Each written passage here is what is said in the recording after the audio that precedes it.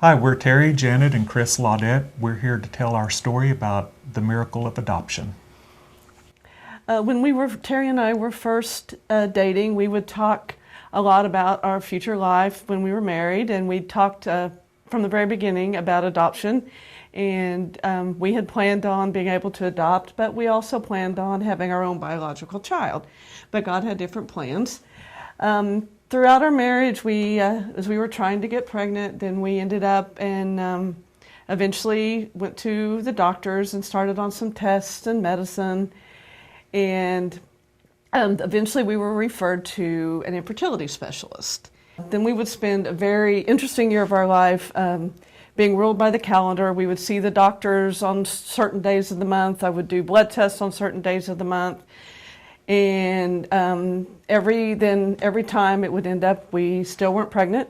And we did artificial insemination several times. And after a year, our infertility specialist had suggested a different treatment, but by then we were exhausted.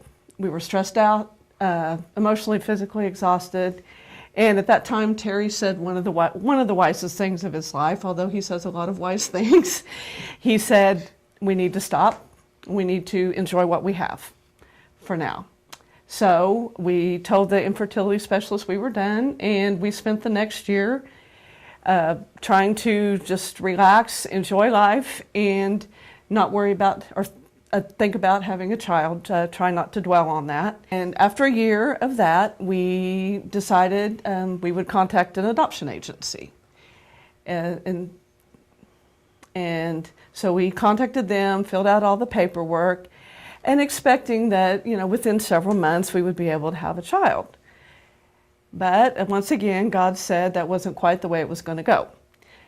So we spent 2.5 years of, we would check on different children. We'd hear about a child that was a possibility to be adopted, and we would check on that and hopefully hope to be able to adopt that child, only to have our hopes dashed to the ground and not be able to do that child. And then we did this several times. It was an emotional roller coaster. I was reading Hosea, and I realized that his love for his unfaithful wife served as a metaphor for God's love for his people.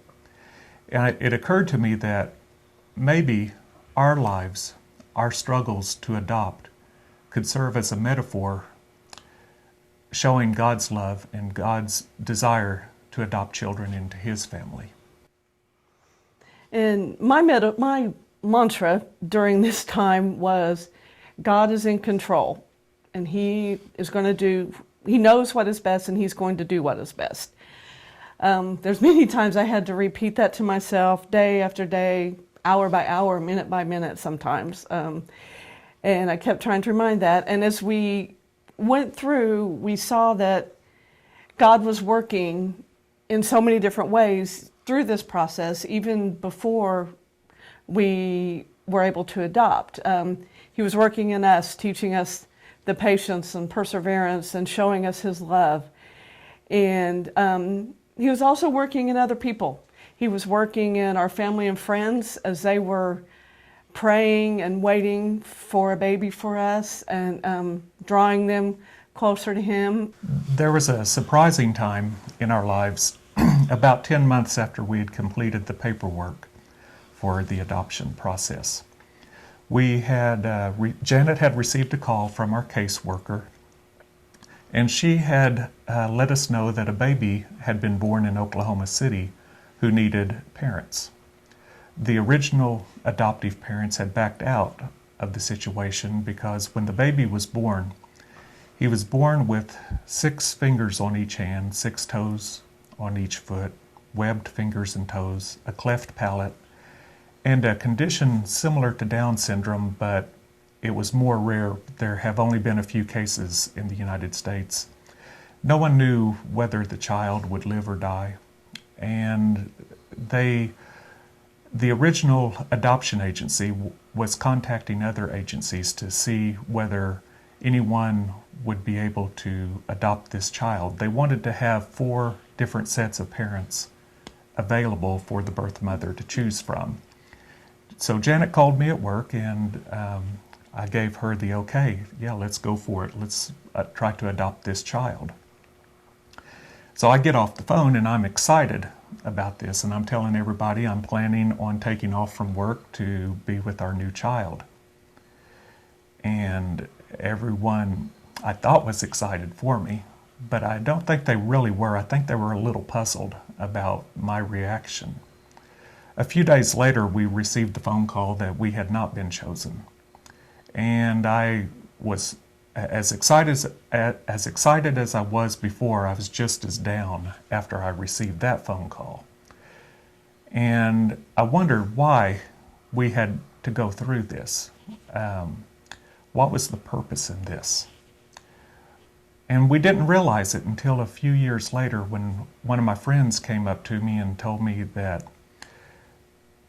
she couldn't believe how much we wanted a child. And she couldn't believe that anyone would want a child like the one that we were wanting. And she told me that she would never again advise anyone to have an abortion. And it never occurred to us that our struggles would change someone in the way they saw a child's life, especially a disabled child. So there were several cases as we were going through of children that we would try to adopt, and then either we wouldn't be chosen, or several times there was even children in foster care that we had looked into adopting, but their foster parents ended up and adopted them, which was a good situation for the children, but disappointing for us. So we went through 2.5 years of this roller coaster of emotions, and then in beginning of December of 2002, we had heard about a baby boy that was going to be born the next month. So we did our normal thing. We turned in all the paperwork we needed to do for him and did all the checking, and we didn't hear anything back for a while, so we thought that was just going to be another one of those that was going to fall by the wayside. But then on New Year's Eve of December 2002, we received a package on our front porch that had a letter that said that we were the chosen family for this child. And of course, actually, it was funny because I didn't find the package till the next day, which was New Year's Day. And so, of course, on New Year's Day, you can't call anybody to check on, is this really real? And so we had planned on visiting family that day, so we were all excited, but yet we couldn't tell any of the family because we had to check on it. So the next day I'm on the phone. Okay, does this really mean what we think it means? Are we really chosen to be able to parent this child? And yes, we were. So the next 3 weeks went by in almost a total blur. And on January 21st, 2003, our miracle was born. We were there in the delivery room when he was born, and we were able to spend time with his birth mother for a couple of days before they were released from the hospital.